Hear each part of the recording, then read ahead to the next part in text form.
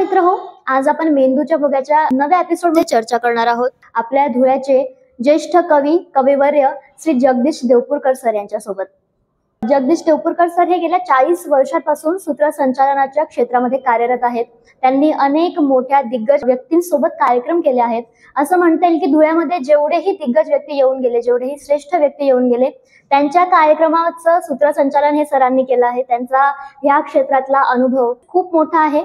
आपण त्यांच्या ज्ञानाचा थोडासा आपल्या यंग जनरेशनसाठी उपयोग करून घेऊ। आपल्याला पडणारे काही जे प्रश्न आहेत त्यांची उत्तरं सरांकडून जाणून घेऊ। सर नमस्कार। नमस्कार। सर्वप्रथम थोडंसं मेंदूच्या भोग्याविषयी सांगते। आपला हा औपचारिक गप्पांचा कार्यक्रम असणार आहे। याच्यात आपण यंग जनरेशनला पडणारे जे प्रश्न आहेत त्यांची उत्तरं आपल्याकडून जाणून घेऊयात। हे जे प्रश्न आहेत ते कदाचित उथळ देखील असू शकतात, पण हे प्रश्न यंग जनरेशनला शक्यतो पडतात। सो त्यांची उत्तरं आम्हाला तुमच्याकडून अपेक्षित आहेत। बरोबर। सुरुवात करूया। आता फेसबुक किंवा इंस्टाग्रामच्या काळामध्ये प्रत्येक पेजवरती, प्रत्येक सोशल मीडिया अकाउंटवरती एक कवी आपल्याला उगवलेला दिसतो। त्याच्यामुळे आपण कोणाला सांगितलं की मी कवी आहे की लोक थोडंसं 4 हात लांबच राहतात। असा काही अनुभव तुम्हाला आलाय का? नाही, तसं काय असतं, प्रथम एक अनिल चव्हाण यांच्या संकल्पनेतला झेप मराठी या चॅनल मधून आज तुम्ही माझा मेंदूचा भोगा पाडणार आहात आणि चांगलं नाव आहे। आणि आजचा दिवस असा आहे ना की सूर्य हा मकर राशीत प्रवेश करतो आणि जगदीशची राज जी आहे मकरच आहे। त्यामुळे मकर माणसाला तुम्ही आज इथे बोलवलं आणि तुम्ही विचारलं की यंग जनरेशनला किंवा कवींविषयी लोकांना भीती का वाटते। तसं म्हणजे जे न देखे रवी ते देखे कवी असं म्हणतात, पण त्याच्याही पुढे जाऊन सांगतो जे न देखे कवी ते देखे अनुभवी। म्हणजे कदाचित अनुभवी माणूस कवी नसेल पण त्याचा अनुभव दांडगा असेल। आणि म्हणून कविता करणं निराळं, कविता लिहिणं निराळं आणि कविता जगणं निराळं। बहिणाबाईच्या कविता का अजरामर झाल्या, तर ती कविता जगत होती। आणि शेतामध्ये काम करताना, दळण दळताना तिच्या ओठावर जी गाणी यायची ती अमृतवाणी सारखी गाणी होती। म्हणजे नादो महानोरांनी ज्या वेळेला रानातल्या कविता लिहिल्या त्यावेळेला त्यांचं स्वतःचं पळासनेरला फार मोठं रान होतं, शेत होतं। त्या शेतामध्ये तरुणपणी काम करता करता ते कविता करायला लागलेत। आणि म्हणून कवींविषयी भीती बाळगायला नको। याचं कारण भीती याच्या करता वाटते की कवी खूप झालेले आहेत पण कविता सापडत नाही। महत्वाचं आहे कविताच सापडत नाही। मग एखादी सापडली तर मग वाटतं नाही अरे हा आपला जिव्हाळ्याचा कवी आहे। आम्हाला स्वाध्याय परिवारामध्ये युवकांविषयी गीत ऐकवलं जायचं। पराक्रमाचा सागर उसळे बुलंद बाहूवरती, पराक्रमाचा सागर उसळे बुलंद बाहूवरती, रे युवकांनो तुमच्या पुढे झुकेला अंबर धरती। आणि म्हणून युवक हा काही असू शकतो, पण आता तुम्ही जे मगाशी विचारलं की कवी म्हणायलाही भीती वाटते, याला अनेक कारण अशी असतात की काही काही केवळ प्रासंगिक कविता करायच्या म्हणून कविता करणं निराळं। मी नेहमी ज्या वेळेला सूत्रसंचालन करायचो कवी संमेलनाचं, तर तेथे एक एक किस्से असे मजेशीर घडायचे की म्हणजे जबरदस्त। एकाने तर स्वातंत्र्यावरची कविता केली, 47 कडव्यांची कविता, आणि धुळ्यातच कार्यक्रम होता। आता तो आला 1901, 2, 3, 4, 1910 पर्यंत आला। समोरचा एक बसलेला माणूस अस्वस्थ होऊन गेला। तो 1925 पर्यंत आला।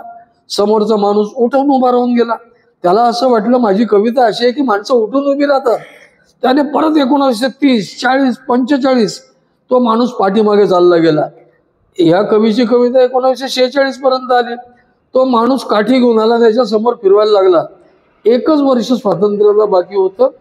त्या कवीने त्याच्या काठी धरली, का रे बाबा म्हणे तुला माझी कविता आवडली का नाही का? तर म्हणे नाही हो, असं कोण म्हणतं, तुम्ही कविता वाचा म्हणे, मी तर त्याला शोधतोय ज्याने तू मला बोलवलं इथे त्याला। त्यामुळे कवींच्या अशाही गमतीदार किस्से घडतात। पण खरं सांगू का, आजच्या कवींना वाहरू सोनवणे नाव माहित नसेल कदाचित। हा वाहरू सोनवणे आदिवासी चळवळीतला कवी। इतके जबरदस्त 2च ओळींची कविता असू शकते। शोषण कसं चाललेलं आहे मग तो 2 ओळी काय लिहितो? पहिली ओळ आहे उसाचा रस पिणारी माणसं, ही पहिली ओळ कवितेची. मग तुम्हाला कळेल आज काय चाललेलं आहे. पहिली ओळ उसाचा रस पिणारी माणसं आणि दुसरी ओळ माणसांचा रस पिणारे ऊस. वा. ऊसाचा रस पिणारी माणसं दिसतात, पण माणसांचा रस पिणारे ऊस दिसत नाही. आणि म्हणून कवितेमध्ये एक जबरदस्त ताकद आहे आणि त्या ताकदीवर माणसं लोकांच्या मनावर राज्य करू शकतात असं मला वाटतं. सर, जसं तुमचं एक वाक्य मला आवडलं की अलीकडे कवी दिसतात पण कविता दिसत नाही. हे थोडंसं रिलेट होतं की फेसबुकच्या किंवा सोशल मीडियाच्या काळामध्ये प्रिंटेड कविता किंवा एक छानसं कवितेचं पुस्तक मिळणं आणि त्यातल्या कविता मनाला भावणं हे खूप रेअर झालंय. म्हणजे टळाटळ झालं की झाली कविता, किंवा सोशल मीडियाचे कवी म्हणजे फक्त प्रेमभंगावरच्या कविता केल्या की आपण फेमस झालो. इतर सगळे विषय या कवींना माहितच नसतात किंवा यंग जनरेशन पर्यंत खरी कविता पोहोचतच नाही. सो याच्याबद्दल काय वाटतं? मुळामध्ये कसं आहे की आता प्रेमाच्या संकल्पना ज्या काही होत्या ना, आपल्याला डोक्यामध्ये ते लैला मजनू हीर रांझा हेच डोक्यात असतं आपल्या. पण ज्या संस्कृतीत तुम्ही वाढलात तिथे नल दमयंती होते, तेथे बाजीराव मस्तानी होते, तिथे माधवराव पेशव्यांचं प्रेम प्रकरण. म्हणजे हे आपण आपलं नाही स्वीकारत, आपण एकदम त्या टोकाला जातो, रजिया सुलतान वगैरे वगैरे वगैरे. पण खरं प्रेम जे असतं ना, राजा महाजन म्हणून जळगावचे कवी नाही येत आता ते, तर त्यांनी प्रेम कसं करावं की प्रेम केलं आम्ही असं ते कुणालाच कळलं नाही. प्रेम केलं आम्ही असं ते कुणालाच कळलं नाही. अरे तीर येथे लागला पण जखमच झाली नाही. म्हणजे तीर तर लागला पण जखम झाली नाही. न कळत झालेलं प्रेम हे अतिशय चांगलं असतं. कवी समाग्रज ज्या वेळेला प्रेम कुणावरही करावं असं म्हणतात. राधेच्या वत्सस्थानावर करावं, शबरीच्या बोरांवर करावं. म्हणजे तुम्हाला प्रेम कविता करताना सुद्धा तुमच्या डोळ्यासमोर मीरा उभी राहिली पाहिजे. म्हणजे मीरा ज्या कृष्णाच्या प्रेमामध्ये ती लिहित होती, कृष्ण प्रेमामध्ये अभंग ओवी गात होती, ते सर्व अजरामर होऊन गेलेलं आहे असं मला वाटतं. आणखी एक थोडासा वेगळा प्रश्न, जे तरुण आता कवितेला किंवा साहित्याला ऍज अ करिअर म्हणून बघण्याचा विचार करतात, तर ते एक पाऊल मागे सरकतात. कारण की आपल्याकडे सामान्य समज आहे की कविता एकतर स्टेबल माणसानं करावी किंवा अगदी फाटक्या माणसानं करावी. म्हणजे कवितेमध्ये तुमचं फ्युचर नाहीये किंवा तुमचा करिअर नाहीये, तर असं काही वाटतं का? किंवा नाही, दोन गोष्टी आहे. कविता हे करिअर असू शकतं, तो एक कालखंड होता. म्हणजे ज्या वेळेला मंगेश पाडगावकर, वसंत बापट आणि शंकर वैद्य महाराष्ट्रभर कविता वाचनाचे प्रयोग करायचे, तर त्यावेळेला त्यांचं म्हणजे त्यांना 4 पैसेही मिळायचे आणि प्रचंड नावही मिळायचं. म्हणून तुम्ही कविता कशा करता त्याच्यावर तुमचं करिअर अवलंबून आहे.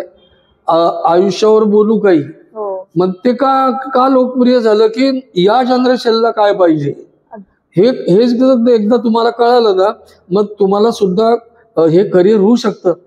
आता आमचा मित्र होता लोककवी दीपक निकम, त्याचं करिअरच कविता होतं. कारण तो कविता जगतही होता, कविता करतही होता, कविता गातही होता. म्हणजे त्याच्या एक एक कविता नुसतं एक एक ओळी म्हणायचं तर तो आदिवासी पाड्यांमध्ये गेला तर त्या आदिवासी लोकांचा होऊन जायचा, तो खेड्यापाड्यामध्ये गेला तर त्या खेड्याचा होऊन जायचा. आणि म्हणून खेड्याचं वर्णन करताना तो इतकं सुंदर करायचा की एखादं खेडं महाराष्ट्रातलं कसं आहे, रानो माळ खडक्या आड फुलान फुलाव, डोंगराच्या कुशीमध्ये असं माझं गाव, रानो माळी खडकाड. आणि कसं येते गाव, पाय वाटणे थेट हिरव्या शिवारी, आमराई देई छाया भरल्या दुपारी, घडीभर सूर्यानही विसाव्यास यावं, डोंगराच्या कुशीमध्ये असं म्हणजे सूर्याला वाटलं पाहिजे की या गावामध्ये मी विसाव्याला आलं पाहिजे. आता सावली देणारं झाडं राहिली आहेत का? नाही. पर्यावरणातून आपण सर्व झाडं तोडतोय. एक झाड ज्या वेळेला आपण तोडतो त्यावेळेला आपण अनेक लोकांची सावली हिसकून घेतो, अनेक लोकांची फळं हिसकून घेतो. आणि म्हणून नदी किती वाहू द्या, आता ते विद्याधर वैद्य हे नाव आजच्या पिढीला माहिती नसेल की विद्याधर वैद्य हा विद्यावर्धनेचा कवी. तर तो म्हणायचा की तशी प्रत्येक गावी एक नदी वाहते, तशी प्रत्येक गावी एक नदी वाहते, पण माणसं मात्र कोरडी असतात. पण वड किती वर वाढला तरी पारंब्या खाली झुकतात. अशा वेळेला साऱ्यांवरचा विश्वास उडून जातो. म्हणजे प्रत्येक गावी नदी वाहते पण माणसं कोरडी असतात. आपल्या नशिबामध्ये ते नाही. आपली पांढरा ही 9 महिने कोरडी असते, एखादा महिना वाहते. म्हणजे पांढराही कोरडी, माणसं ओलसर मनाची माणसं राहिली ना तर नदीचं कोरडे पण जाणत नाही. म्हणून कवीचं सामर्थ्य ते असतं की तो त्याच्या कवितेतून माणसांना जागृत करतो की बा पांढरेवर प्रेम करा, गावावर प्रेम करा, या रस्त्यावर प्रेम करा. म्हणजे एकदा तुम्ही रस्त्यावर प्रेम करायला लागलं ना मग रस्त्यावर जास्त खड्डे पडत नाही किंवा रस्त्यावर तुमच्या विमलपुडीच्या किंवा पाण्याच्या पिचकाराही दिसत नाही. म्हणजे मुळामध्ये ही सजगता आली पाहिजे आपल्याला. म्हणजे आपल्या धुळ्याचे मुरलीधर पटवारी नाव ऐकून असेल, लग्नाचा बस्ता मिळण्याचं त्या काळातलं धुळ्यातलं 2-3च दुकानं, जुगल वस्त्रालय आणि किसन हजारी मल, ते जपानला गेले होते. त्यांच्याबरोबर कोण होतं? भाई मदाने होते, गुलाबराव बोरसे दादा होते आणि कम्युनिस्ट पक्षाची मंडळी जपानमध्ये फिरत होती. हिरोशिमा वगैरे या गावामध्ये फिरत असताना मुरलीधर पटवारींना पान खायची सवय होती. त्यांनी बसले, पानाचा बिडा केला, ते बाहेरून पान घेत नव्हतं, पानाचा बिडा केला, खाल्ला आणि त्या रस्त्यावरून चालायला लागले. रस्त्यावरून चालताना ते थुंकले आणि ते लाल, चांगला रस्ता लाल झाला तो. त्यांच्या पाठीमागून 80 वर्षाची एक म्हातारी येत होती. हे पुढे गेले, त्या म्हातारीने आपला पर्समधला रुमाल काढला आणि त्यांनी थुंकलेलं पुसलं आणि डस्टबिनमध्ये, रस्त्यावर तिथे 1-1 किलोमीटरवर डस्टबिन असतं, त्या डस्टबिनमध्ये टाकून दिलं. पाठीमागून जे येणारी मंडळी होती, नांदेडकर आबा वगैरे वगैरे, त्यांनी म्हणाले, भाईजी ये क्या किया तुमने? आपने जो इस रास्ते पे थूका ना, ये देखो, बोले ये औरत ने अपने रुमाल से पूछ लिया और डस्टबिन में डाल दिया. म्हणजे तुमच्या लक्षात आलं असेल की 80 वर्षाच्या म्हातारीला जेव्हा आपल्या देशाच्या रस्त्यावर थुंकलेलंही आवडत नाही, म्हणून हिरोशिमा नागासाकी उद्ध्वस्त झालेली गावं वर का आली परत? त्या अशी नागरिक जिवंत आहेत. कविता आणि शहर माणसांनीच भरत असतात. तुमच्या बोलण्यातून जाणवलं. तुमच्या आयुष्यावरचा प्रश्न विचारते, कवी व्हायचं हे गोल लहानपणापासून होतं की शब्दांशी नाती आयुष्य पुढे गेलं तसं जुळत गेलं? याला 2 गोष्टी आहे की तुमच्या आयुष्यामध्ये कोण आलं याला फार महत्व असतं. माझ्या आयुष्यामध्ये नागेश मोगलाईकर माझे गुरुवर्य ते आलेत. मी 5व्या गल्लीत राहायचो. ती गल्ली त्या काळामध्ये म्हणजे गोलपिठा, तुम्ही नामदेव ढसाळांचा वाचला तर नामदेव ढसाळ ज्या गोलपिठावर देतात, तर 5वी गल्लीमध्ये त्यावेळेचा तो गोलपिठासारखाच प्रकार होता. आणि त्या गल्लीमध्ये राहत असताना आमच्या गल्लीमध्ये नाच गाण्याचे पण ज्याला म्हणतात घरं होती आणि ते रिदम ऐकू यायचा गाड्यांचा. आम्ही लहान त्यामध्ये. आणि त्याच्यामध्ये नागेश मोगलाईकरांनी एकदा मला माझ्या शाळेमध्ये 9 नंबर शाळा माझी होती आणि तिथे एक गीत मी स्वतः लिहिलेलं होतं की देशासाठी करू बलिदान, या भारताचे आम्ही नौजवान. त्यावेळेला भारत चीन युद्धाचा माहोल होता म्हणून ती माझं समरगीत सारखंच ते त्यांना आवडलं. ते मला म्हणाले की जगदीश माझ्या घरी आहे. आता मी त्यावेळेला असेल साधारणतः 12-13 वर्षाचा, म्हणजे आता माझं 71 वय चालू आहे. तर त्यांच्या घरी मी गेलो. घरी गेल्यानंतर मग त्यांनी मला त्यांचा रणदुदुंबी नावाचा काव्यसंग्रह दिला. मग मी त्या कविता वाचल्या. म्हणाले अशा कविता करत जा. आणि मग मला त्या काळामध्ये कुठेही काही कार्यक्रम असला तर ते मला घेऊन फिरायचे. मग त्यांची कविता, नागेश मोगलाईकरांची कविता अनेकांनी गायली.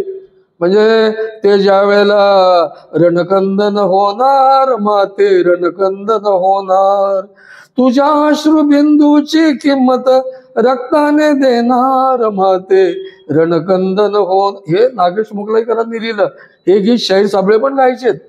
म्हणजे धुळ्याचे शाहीर साबळे जेव्हा धुळ्याला यायचे ना, तर दोनच ठिकाणी जायचे. एक तुमचं जे इथे झेपचं कार्यालय आहे ना, याच्या पाठीमागे शर्मा साऊंड सर्व्हिस आहे. तर अशोक शर्माचे जे वडील शंकरराव शर्मा, ते उत्कृष्ट हार्मोनियम वादक होते. आणि शाहीर साबळे त्यावेळेला काँग्रेस पक्षाच्या प्रचारासाठी यायचे आणि आपली गाणी म्हणायची. एक तबलजी, हार्मोनियमवाला, ढोलकवाला, 4-5 माणसं. तर आजच्या पिढीला नवल वाटेल की नातांचं जे भारूड आहेत ना, विंचू चावला, सूर्य उगवला, प्रकाश पडला, आडवा डोंगर तयाला माझा नमस्कार. आता तुम्हाला आश्चर्य वाटेल ताई की ही जी चाल आहे ना, ही चाल कोणी दिली आहे? शंकरराव शर्मा, आपल्या धुळ्याचे. यांनी या भारुडाला चाल दिली, साबळेंनी गायलं आणि ते गाणं जगभरात पोचलं, नातांचं भारूड. म्हणजे धुळ्यामध्ये अशी मोठमोठी माणसं कलेच्या क्षेत्रामध्ये. त्यामुळे तुम्ही कलेच्या क्षेत्रातलं पावित्र्य आणि चारित्र्य जर सांभाळलं तर मग ते तुमचं करिअर होतं. मग तो जगण्याचा आणि जगवण्याचा दोघं विषय होऊ शकतो. सर, तुमच्या एक एक प्रसंगातून त्या व्यक्ती डोळ्यांसमोर उभ्या राहत आहेत. आणि आजच्या यंग जनरेशनचं दुर्दैव आहे की हे जे किस्से आहेत किंवा ह्या ज्या व्यक्ती आहेत त्या यंग जनरेशन पर्यंत पोहोचतच नाहीत. कदाचित यांच्यातल्या बऱ्याचशा व्यक्तींचे नावं देखील कॉलेजला जाणाऱ्या तरुणांना माहित नसतील. एक पुढचा प्रश्न विचारते. निवेदक म्हणून तुम्ही गेली 40 वर्ष काम करताय. कधी असा एखादा प्रसंग आला का जो आयुष्यभर लक्षात राहिला? निवेदक म्हणून मला तर थोडस वर्ष वाढवून देतो. मी वयाच्या 10व्या वर्षापासून निवेदन करायला लागलो. म्हणजे माझं आता 71 चालू आहे. म्हणजे अर्धशतक माझं निवेदनाचं पूर्ण झालेलं आहे. आणि मुळामध्ये तुमचं नशीब लागतं हो. म्हणजे दर बुधवारी रात्री 8:30 वाजता बिनाका गीत मला ऐकायचं आमीन सयानीचं नशीब होतं. तबस्सुम निवेदिका ही यश कुमार का फिल्मी मुकदमा हा रेडिओ सिलोनचा कार्यक्रम करायची. त्या तबस्सुम माझ्या मेवण्यांची मैत्रीण. माझे मेवणे अंधेरीला राहायचे, हिरालाल दुसाने. तर त्यांच्या घरी ती रविवारी फिश खायला यायची, मासे. माझी आते बहीण खूप चांगलं बनवायची. त्यावेळेला मी तबस्सुमशी हिंदीमध्ये बोलायचो. मग ते बोले आप भी अच्छा मराठी बोल लेते वगैरे वगैरे. तर मग गंमत अशी झाली की निवेदन मला मी मगाशी बोललो ना, शाळेमधून मला ती संधी मिळाली. आणि नंतर किती कार्यक्रम केले असतील या 50 वर्षामध्ये, अगणित म्हणजे मी आकडा सांगू शकत नाही, इतके कार्यक्रम केले. आणि मी ज्या काळात नोकरी होती त्यावेळेला थँक्यू सर्व्हिसमध्येच कार्यक्रम करत होतो. आणि ज्या वेळेला आम्ही इथे धुळ्याला अनेक कार्यक्रम घेतले त्यावेळेला पुण्याचे निवेदक सुधीर गाडगीळ त्यांची 1 दिवसाची प्रयोगशाळा कान्होश्री प्रतिष्ठान आणि त्याच्यात अनिल दादा पण आहेत. तर नेरकरांनी ती सुनील तात्या नेरकरांनी ठेवली होती. तर त्यावेळेला मग त्यांना बोलले की म्हणाले निवेदक हा तुमच्या जगण्याचा एक भाग होऊ शकतो, तुमचा करिअरचा भाग होऊ शकतो, तुम्हाला आर्थिकही भरपूर स्कोप मिळू शकतो.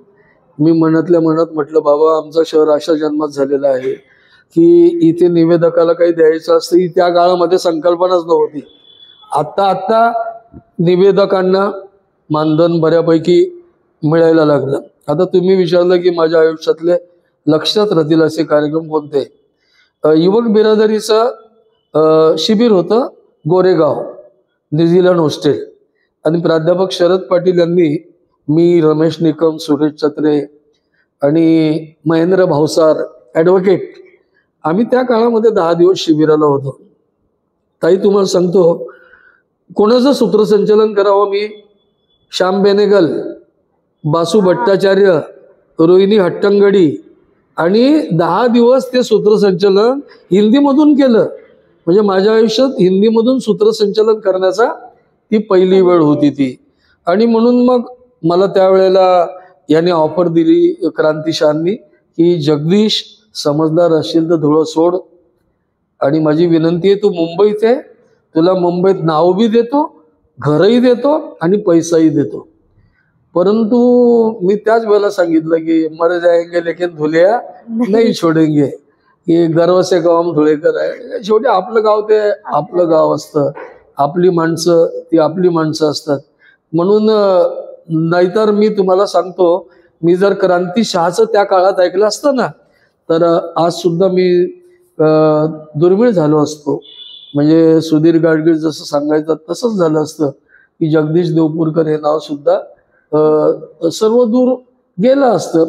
म्हणजे ते टीव्हीच्या चौकटीत गेलं असतं, पण या हृदयाच्या चौकटीत नसतं गेलं. इथे कसं आहे, इथे हृदयाच्या चौकटीत आपण लोकांमध्ये बसलोय. म्हणून राष्ट्रपती प्रतिभाताई पाटील धुळ्यात आल्या, सूत्रसंचलन करताना त्यांनी माझा उल्लेख केला, हे भाऊ किती छान बोलतायत, काय पाहिजे एका कवीला. म्हणजे एक टाळी ही तुम्हाला कोणाची प्रतिसादाची टाळी ही ब्रह्मानंद टाळी असते, है ना. माणसाने आपल्या मातीला धरून राहिलं पाहिजे, ह्या म्हणीचा प्रत्यय मला या किस्स्यातून आला. कारण की कदाचित या जागेचा आत्ताचा तरुण राहिला असता तर त्याने मागचा पुढचा विचार न करता आपलं गाव, आपली माती, आपलं सर्व माणसं सोडून सोडलं दिलं असतं. असतं. बरोबर आहे. जेव्हा अशी संधी येते तेव्हा सगळं त्या संधीवरती पाणी सोडून आपल्या मातीशी जोडून राहणे खूप मोठी गोष्ट आहे. आता तुम्ही कसं माहितीये का, या मातीमध्येच राहून नाव कमवता येताना शारदाबाई धुळेकर याच मातीमध्ये गल्ली नंबर 5 मध्ये राहणारी, 40 चित्रपटामध्ये काम केलं, अलिबाबा 40 चोर मध्ये काम केलं. म्हणून भीमसेन जोशींचं ज्या वेळेला गाणं होतं ITIच्या जुन्या टेक्निकल स्कूलला, त्यावेळेला ते मला म्हणाले, जगदीश कार्यक्रम संपल्यानंतर आपल्याला शारदाबाईच्या घरी जायचंय. म्हटलं शारदाबाई, अरे तुला माहिती नाही, ठुमरी गायकातली ती टॉपची गायिका आहे म्हणे. म्हणजे धुळ्यातल्या लोकांना माहिती नाही की शारदाबाई नाव किती मोठं आहे. म्हणजे मुंबईमध्ये स्त्री पुरुषांची शास्त्रोक्त जुगलबंदी सुरू करणारी शारदाबाई धुळेकर आता नाही आहेत त्या, पण त्यांच्या परिवारातले काही लोक आहेत. म्हणजे ज्या वेळेला भीमसेन जोशींना मी पहाटे 5 वाजता टांग्यावर नेलं होतं, रिक्षा नव्हता त्या काळात धुळ्यात, टांग्यावर टेक्निकल हायस्कूल चौधरीचा टांगा सांगून ठेवला होता, तिथे गेलो आणि भीमसेन जोशींनी चहा वगैरे प्यायला आणि म्हटलं, शारदा मला तुझं गाणं ऐकायचंय. पहाटे 5:30ला शारदाबाई ठुमरी गायला सुरुवात करतात आणि 7 वाजेपर्यंत 1.5 तास गातात. हे पाहण्याचा आनंद, ही श्रीमंती आहे, ही खरी धुळ्याची. ही खरंच ही श्रीमंती की एका 2 दिग्गज कलावंतांच्या समोर बसून त्यांच्या कलेचा आपल्याला आस्वाद. बरीचशी यंग जनरेशन आता निवेदनाकडे वळू लागली किंवा या क्षेत्राला एक सन्मानाचं क्षेत्र म्हणून किंवा करिअरचं क्षेत्र म्हणून बघायला लागली आहे. पण मग निवेदनाच्या क्षेत्रात येताना काय काळजी घेतली पाहिजे किंवा काय तयारी केली पाहिजे? गंमत अशी आहे की आता धुळ्यामध्ये 5-6 पुरुष निवेदक आहेत आणि भगिनी 10-12 तरी भगिनी निवेदक आहेत. आणि मुळामध्ये ते खूप चांगलं करतात, म्हणजे पुरुषही आणि भगिनी सुद्धा. कारण त्यांना अनेक, जसं आता तुमचं झेप मराठी आहे तसं त्यांना धुळे आकाशवाणीमध्ये निवेदन करायला मिळतं किंवा इतर प्रासंगिक याच्यामध्ये निवेदन करा. मुळामध्ये कसं असतं, निवेदकाला आहे ना वाचन खूप पाहिजे आणि वाचतच नाही लोक. म्हणजे समजा तुम्हाला आज एखाद्या कार्यक्रमाला बोलवलेलं आहे की मला मकर संक्रांतीच्या कार्यक्रमाच्या निमित्ताने बोलवलंय, मग मी नेमका मकर संक्रांतीचाच कार्यक्रम डोळ्यासमोर ठेवायचा का? मग आज कुठला दिवस आहे तो पण अभ्यास करायचा. मग भोगीला भोगी का म्हणतात, करला कर का म्हणतात, थोडंसं वाचन करायचं. म्हणजे आपण जर वाचलं ना तर मग आपल्याला काही प्रॉब्लेम येत नाही. मला माझं श्रद्धास्थान, जसं मी नागेश मुगलेकर बोललो ना, तसं मी प्रचंड श्रद्धाळू आहे. कारण शिर्डीच्या साईबाबांवर माझी श्रद्धा आहे आणि तेथे 1970 ते 80 सायलीना नावाचं जे मासिक निघतं, जगातल्या 12 भाषांमध्ये शिर्डीहून निघतं ते, आणि तेथे लेखक कवींचं संमेलन व्हायचं.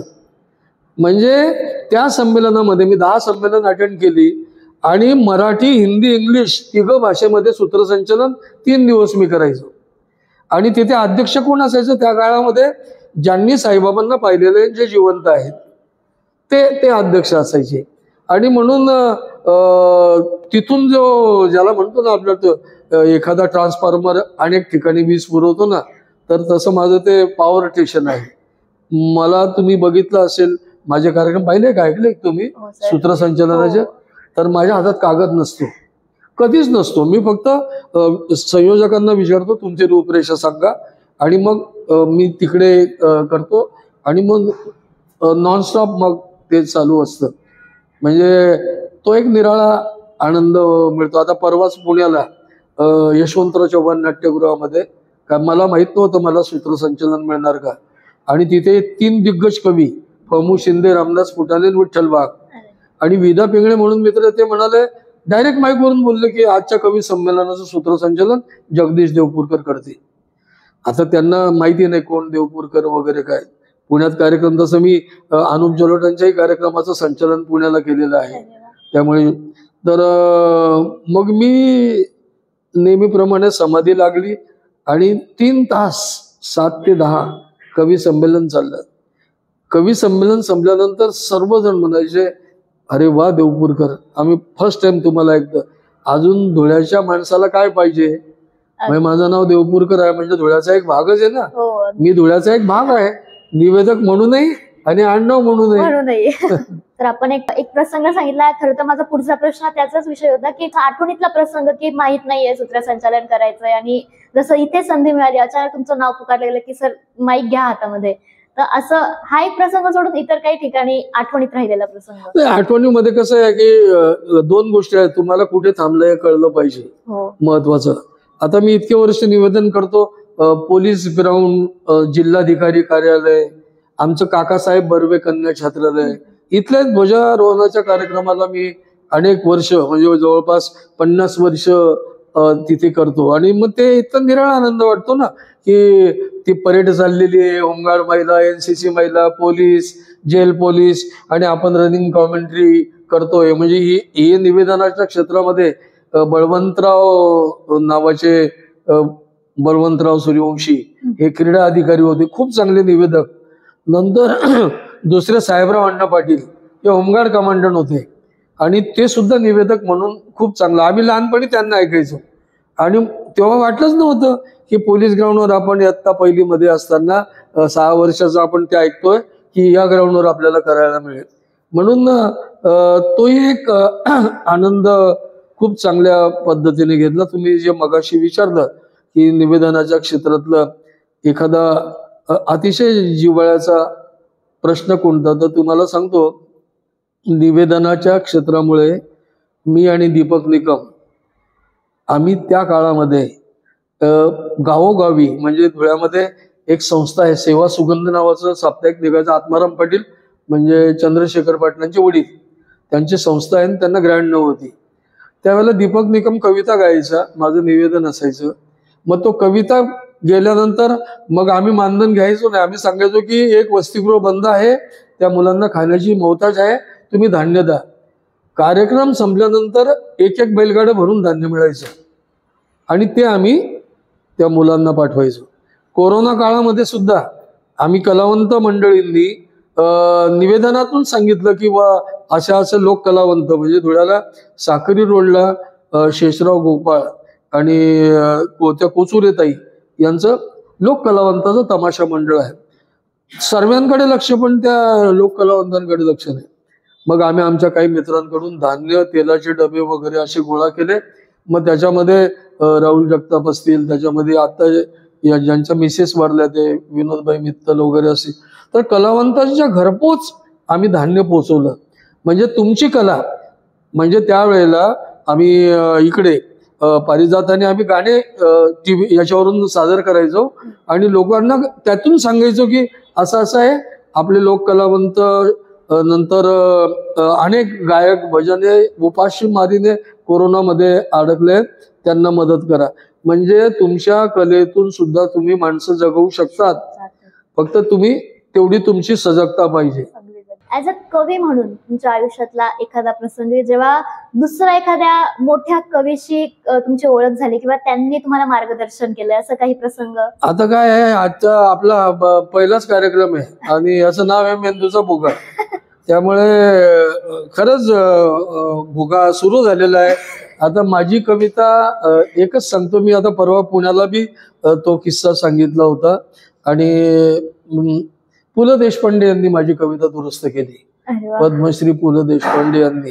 आणि नुसती दुरुस्त केली नाही तर माझी कविता वाचली, मला पत्र लिहिलं आणि पत्र लिहिल्यानंतर ती कविता पुलंनी दुरुस्त केली. कवितेचं नाव होतं सुखी संसार. 4 भिंती एक दार, 4 भिंती एक दार, 2 खिडक्या त्याही मोडक्या, एक ओटा तोही छोटा, मी माझ्या मुलांची ती, असे आम्ही एकूण 5, पगार 105, प्रत्येकी 21, जीव होतो कासा 20, तसा मी दुःखी आहे, पण संसार मात्र सुखी आहे, कारण बायको माझी मुखी आहे. पु ल देशपांडेंचं मला पत्र आलं, पद्मश्री पु ल देशपांडेंचं. त्यांची 2 पत्र मला आलेली आहे. माझ्या गावाकडच्या कविता 1980 साली नादो महानवरांच्या हस्ते प्रकाशित झाल्या. त्या गावाकडच्या कवितेवर पुलंनी भरभरून लिहिलं, पत्र पाठवलं आणि माझी ही कविता त्यांनी दुरुस्त केली. प्रिय जगदीश, कवीच्या कविता दुरुस्त करू नयेत, पण तुझ्या संसारात थोडासा बदल करावा असं वाटतं. माझ्या कवितेचा शेवट होता, तरी संसार माझा सुखी आहे, कारण बायको माझी मुखी आहे. पुलंनी बदल केला, तरी संसाराचा रंग गहिरा आहे, कारण मी बहिरा आहे. म्हणजे या विनोदामधून सुद्धा एक दिशा आहे. म्हणजे बायकोला मुखी करण्यापेक्षा नवऱ्याने बहिर झालेलं चांगलं. म्हणजे तुमचा संसार हा सुखात होऊ शकतो. तिचं मुख म्हणजे काय, मौन, आणि बहिर म्हणजे काय, ध्यानस्थ, ऐकण्याची तयारी. येणाऱ्या यंग जनरेशनला काय सल्ला द्याल, जी या क्षेत्रामध्ये येऊ बघते किंवा जे एकूणच साहित्याशी रिलेटेड आहे? मला येणाऱ्या जनरेशनला सांगायचं आहे की आपण कुठलंही क्षेत्र निवडा, ते निवेदनाचं असेल, ते कवितेचं असेल, ते नाटकाचं असेल, ते उद्योजकतेचं असेल, तुम्ही कोणतंही क्षेत्र निवडा, पण असं क्षेत्र निवडा की मी या क्षेत्रात उतरल्यानंतर मी या क्षेत्रातला सचिन तेंडुलकर होईल. जर मुली असतील तर मुलींना सुद्धा असं जाम निश्चय केला पाहिजे की मी मैदानावरची खेळाडू होईल ना. धुळ्यामध्ये आशा छत्रे नावाची मुलगी होती आणि ती ज्यावेळेला विद्यापीठात स्तरावर खेळायला यायची ना, सर्व महाराष्ट्रातल्या मुली तिला घाबरायचे. स्वस्तिक टाकी समोर राहायची ती. म्हणजे त्या क्षेत्रामध्ये तुम्ही उतरल्यानंतर सांग मी पी.टी. उषा सारखंच काम करेन. आणि म्हणून तसं जर घेतलं तर नक्कीच या धुळ्याचं नाव आपण सारेजण उज्ज्वल करू. त्यामुळे आपण आपलं गाव सर्व मिळून चांगले करूया. सर्व मिळून याचा अर्थ प्रत्येक क्षेत्रातल्या लोकांनी एकत्र मिळून आपल्या गावाचा विकास करूया.